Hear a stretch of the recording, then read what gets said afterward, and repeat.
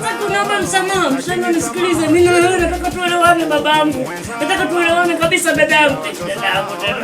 Nataka tuelewane. Futa namba yangu mjinga, mbavu, futa namba yangu. Mimi na wewe tusifahamiane, tusijuane. Sikiliza. Wewe pita kulia, mimi napita kushoto. Hapana.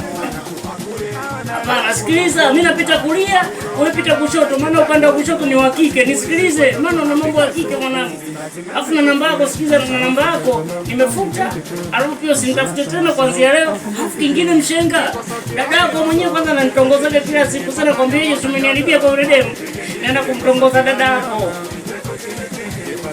Dada yako anaenda kumtongoza, maana dada yako mwenyewe ananitakaga sana, bado dada yako za kwa hasira na nini namaliza kwa dada yako mpumbavu wewe. Mshenga kuniharibia mimi kwa wewe. Wewe kuniharibia mimi, wewe kuniharibia mimi wewe.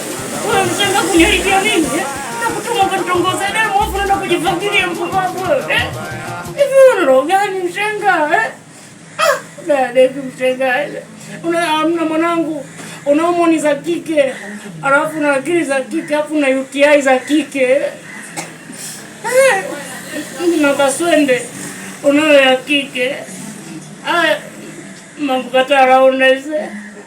Ngwenda ule hapa. Manaroli ndaga. Bagukaja. Jamani, wakachani haribia. Na kama na 2.5 kwa wiki. Ndio maana mimi siku hiyo nusu, ndio maana mimi napiga passport. Jamani, baba, wanisali kwanza.